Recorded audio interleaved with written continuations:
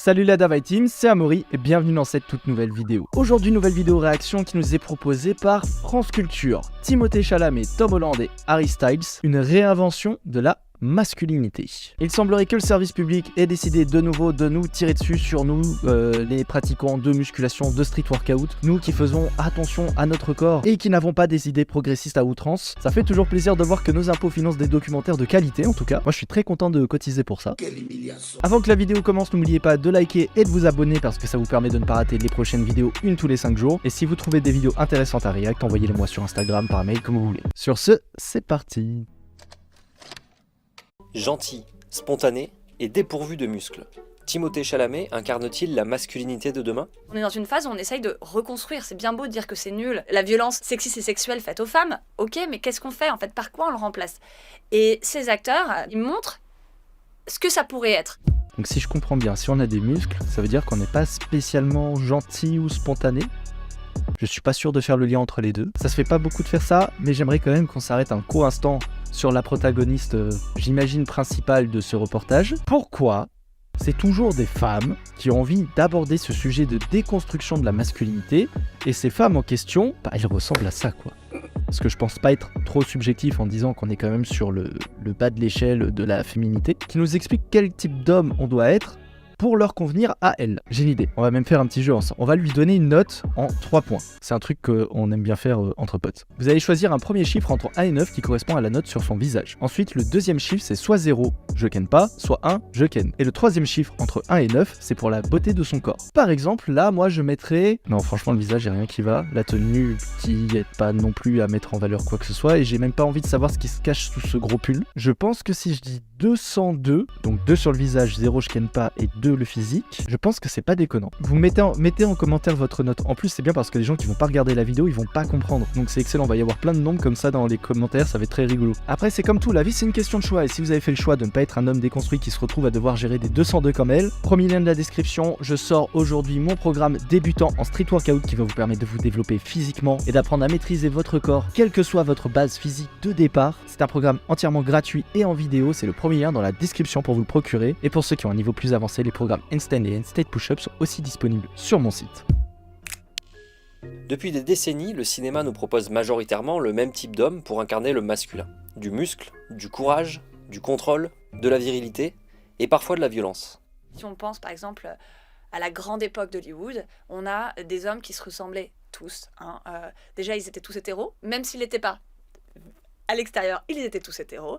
Ils avaient tous des épaules carrées. Oui, enfin, ils étaient tous hétéros, ils représentent la majorité de la population. Aux dernières nouvelles, la majorité de la population est hétéro, quelles que soient les civilisations d'ailleurs. D'autant plus que, dans la plupart de tous ces films, le fait que l'acteur principal, le héros, soit hétéro n'a pas fondamentalement d'importance sur la narration du film. Il y a même certains films où fondamentalement, s'il était homo, ça changerait pas grand chose parce qu'on ne voit pas spécialement quelle est sa sexualité dans le film en question. La mâchoire carrée, ils se tenaient droit, très droit. Ils étaient toujours habillés de façon très sobre. Et puis idéalement, il fallait qu'ils aient l'air un peu macho, qu'ils le parlent peu, qu'ils n'expriment pas leurs sentiments, qu'ils aient l'air d'être constamment autosuffisants. Ce qui fait que les sentiments à l'intérieur, ils explosent en fait. Et donc ça aboutit à ce qu'on a aussi beaucoup associé aux grands acteurs de ce dernier siècle, c'est-à-dire des comportements à risque, faire de la voiture hyper vite, prendre beaucoup d'alcool, la drogue aussi bien sûr. Dans son livre, Libérer... Non mais, c'est pas possible.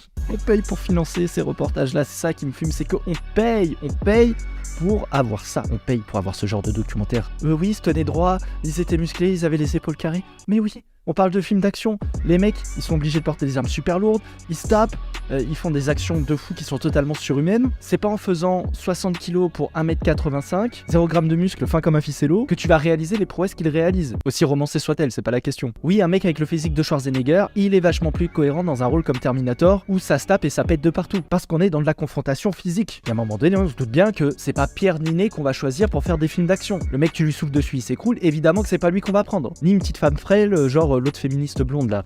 Angèle, c'est bon, j'ai retrouvé. Faut être cohérent. À un moment donné, quand ces gens-là, ils ont des physiques où t'es même pas sûr qu'ils soient capables de porter leur sac de course tout seul, tu vas clairement pas les mettre dans des films d'action. Puis l'autre autrice spécialiste du genre là. Spécialiste du genre, qu'est-ce que c'est que ça? Expert en expertise, comme on dit. Quand elle dit ces grands acteurs, ils ont des comportements violents, beaucoup d'alcool, de drogue. C'est vrai que c'est pas du tout connu que dans ce milieu-là, absolument tout le monde, femmes incluses, consomment toutes sortes de drogues et d'alcool et finissent dans des états déplorables. Si on va par là, est-ce que quelque part les femmes aussi n'auraient pas des comportements à risque dus à leur masculinité toxique? Parce qu'elles aussi, elles prennent beaucoup de drogue et d'alcool et elles finissent très mal. Je sais pas, moi je pose la question, parce que si c'est ce comportement qui engendre ces actions-là, de toute évidence, les femmes sont incluses dans le lot. Bien sûr. Dans son livre « Libéré de la masculinité, comment Timothée Chalamet m'a fait croire à l'homme nouveau », Aline Laurent-Maillard analyse cette masculinité toxique, mais surtout elle met en avant le rôle d'acteurs populaires comme Chalamet, En fait, qui si on nous a des apprend muscles, comment on est être un toxique. homme autrement.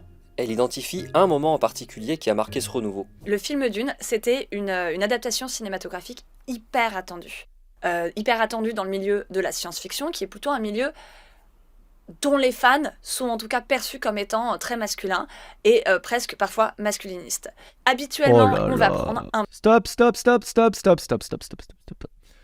Je connais bien les gens de ce milieu-là, j'en ai fait partie. Ils sont en majorité masculins. Ça oui, d'accord, en majorité ce sont des hommes, c'est vrai, ok. Mais alors ils sont pas du tout masculinistes, hein. C'est même plutôt des giga geeks. Et les geeks, c'est pas du tout des masculinistes, hein. Ce sont plutôt des ersatz d'hommes. Je peux vous le dire, j'en ai fait partie. Les gens de ce milieu-là, c'est des gens qui passent énormément de temps à mater des films de science-fiction, à se renseigner sur les univers de la SF, à jouer à des jeux vidéo, dont beaucoup sont plus ou moins en décalage social avec les femmes, et se renferment sur eux-mêmes. Non pas qu'ils détestent les femmes, juste qu'ils n'ont pas accès aux femmes. Et en général, plus leur passion va loin là-dedans, plus ils s'enferment sur eux-mêmes. Parce que quand vous allez dans des écoles d'informatique où tout le monde est passionné de jeux vidéo, de science-fiction et toutes ces choses-là, de Star Wars, du Seigneur des Anneaux, de Dune, etc., ils ont rien de masculin, ces mecs-là. Donc là, vraiment, je pense qu'elle a choisi le pire exemple possible pour faire le lien entre univers de science-fiction, public majoritairement masculin, donc masculiniste. Ah, c'était vraiment le pire choix possible. Représente la masculinité bien comme il faut. Et là, ils ont choisi Timothée Chalamet. C'est vraiment l'acteur par définition qui est gringalet. C'est-à-dire que tout d'un coup, on s'est dit,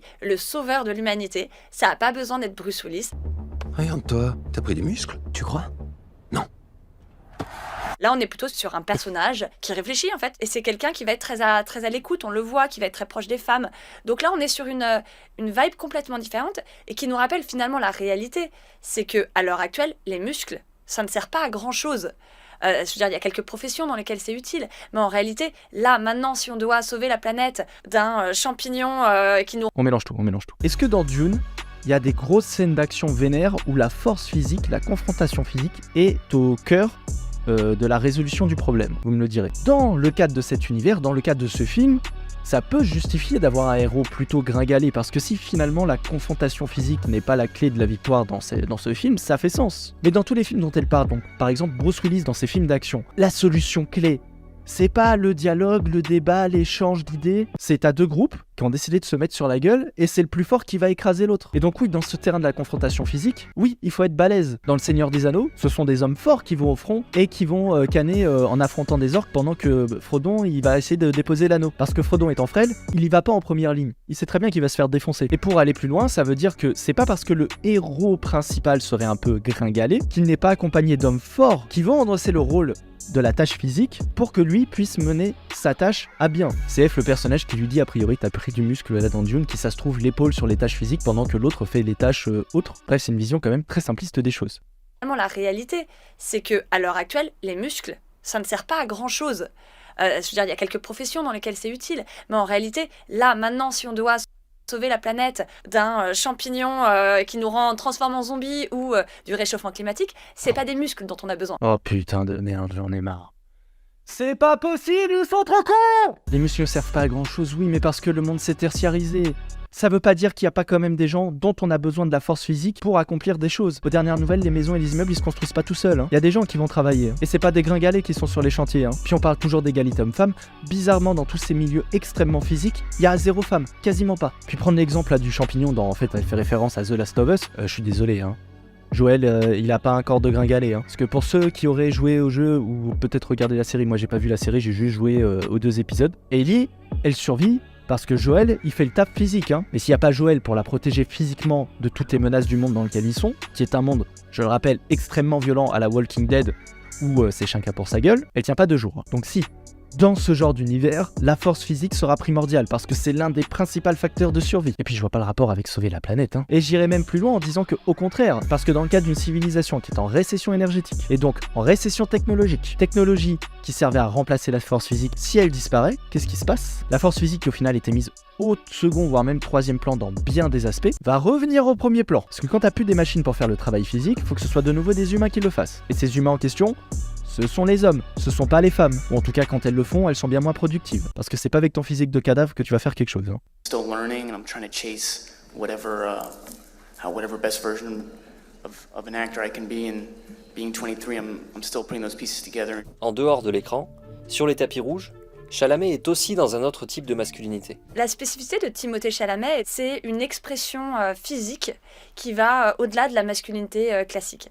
C'est-à-dire des tenues qui jusqu'à présent étaient hors jeu pour les hommes, soit à travers des pièces, par exemple des bijoux, soit à travers des tissus, du satin, des coupes aussi, d'avoir des choses qui sont très affinées au niveau de la taille. Alors, ce serait bien qu'on en parle rapidement, mais le physique de cet acteur, là, Chalamet, il a envie de s'associer ou pas aux propos qui lui sont attribués dans ce reportage, parce que ça se trouve, il a rien à voir avec tout ça. C'est quand même un mec qui est certes skinny, mais qui a un très très très beau visage, qui a des très beaux traits du visage très masculin, justement avec une mâchoire extrêmement dessinée. C'est le genre de mec, tu lui fais faire un petit peu de muscu, c'est un giga tchad, hein. Après certes il a des tenues très particulières, ok, c'est très féminin, c'est vrai. D'ailleurs c'est bizarre que les robes et les colliers soient associés à la féminité, alors que je ne pensais qu'il n'y avait pas de stéréotype de la féminité, mais bizarrement on associe ça à la féminité quand c'est un homme qui en porte, c'est bizarre. Je drop ça comme ça en passant. Mais le fait qu'il ait des tenues particulières, par exemple quand il défile, j'imagine au festival de Cannes sur le tapis rouge, oui, mais les femmes aussi. En fait, toutes les personnes qui vont là-bas, il y en a énormément qui en profitent pour sortir des tenues totalement excentriques qu'on ne verrait nulle part. Parce que là, c'est pas une différence de perception de la masculinité de lui vis-à-vis des autres hommes en moyenne, c'est une différence de classe sociale. C'est que ces gens-là peuvent se permettre ces choses-là parce qu'ils ont les moyens de se les permettre. La femme moyenne,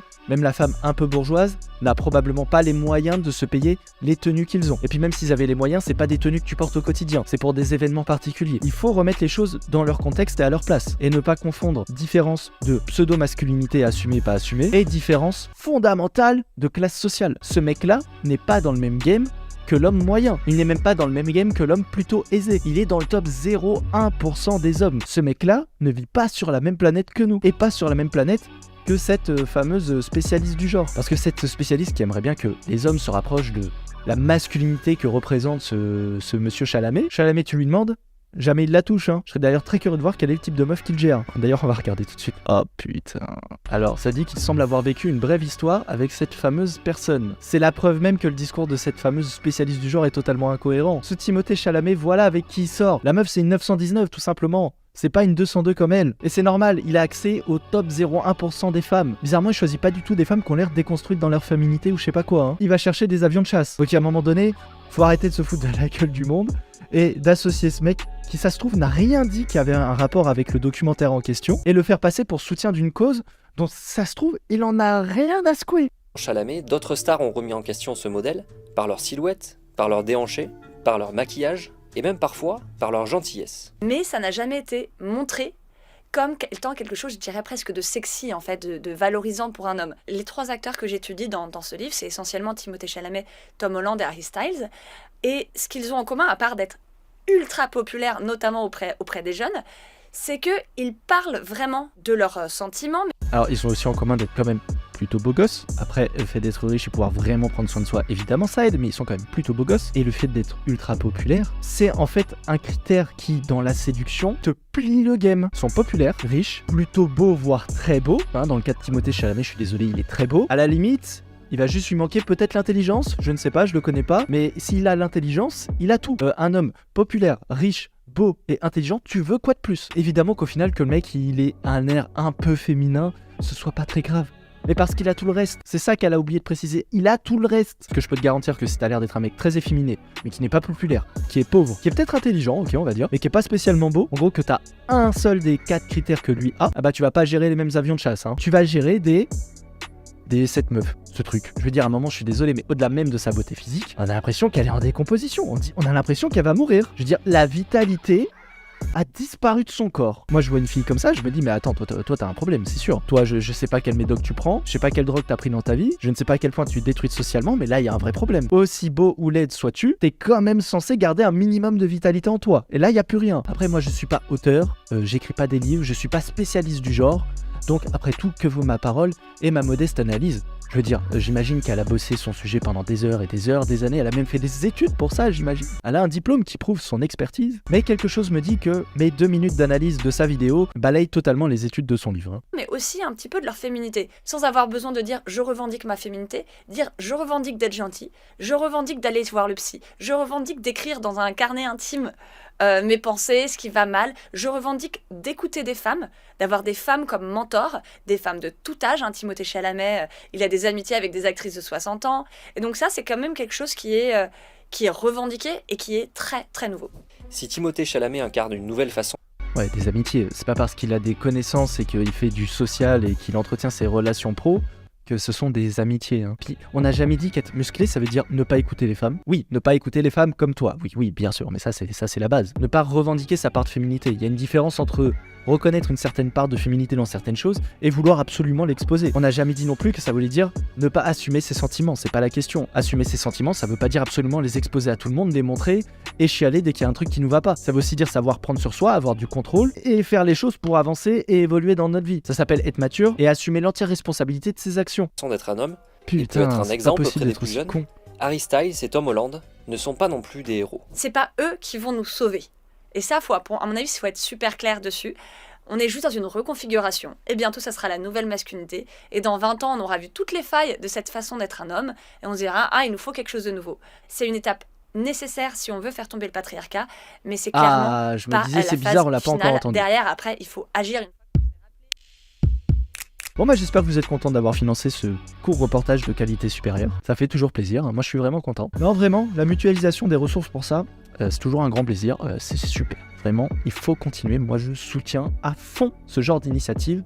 Il en faut plus, moi je pense qu'on n'est pas assez déconstruit, il en faut plus, il faut envoyer, moi c'est plus possible. Conclusion de cette histoire, bossez sur vous-même, écoutez pas ces gens-là, de toute façon vous irez nulle part si vous écoutez ces gens-là, c'est aussi simple que ça. Les gens qui sont au sommet dans la vie, ils écoutent pas ces gens-là, ils taffent à fond sur eux, et ils en ont rien à foutre du reste. Hein. D'ailleurs, ce Timothée Chalamet, on l'a pas du tout entendu parler de ces choses-là. Hein. La seule chose qu'il a dit, c'est moi je fais le nécessaire pour être le meilleur acteur possible. Point. Bref, pour soutenir le travail, comme d'habitude, on n'oublie pas de liker, de s'abonner parce que ça vous permet de pas rater les prochaines vidéos. Une tous les 5 jours, vous connaissez la rengaine. Les programmes pour ne surtout pas être un mec déconstruit et se retrouver à devoir gérer des meufs comme elle dans la description. Il y a le programme débutant en street workout qui vient de sortir aujourd'hui. Il fait beau en ce moment, c'est le moment de vous lancer dans le sport, c'est le moment de vous faire un physique solide pour l'été. Il y a tout dans ce programme. Et après, pour aller plus loin, vous aurez les autres programmes handstand push-up et même de d'autres figures qui vont sortir dans les prochaines semaines. Si vous avez d'autres pépites dans le genre, on n'oublie pas, vous m'envoyez ça sur Instagram, par mail, comme vous voulez. Et on se retrouve très bientôt pour une prochaine vidéo. Portez-vous bien, c'était Amaury et bye.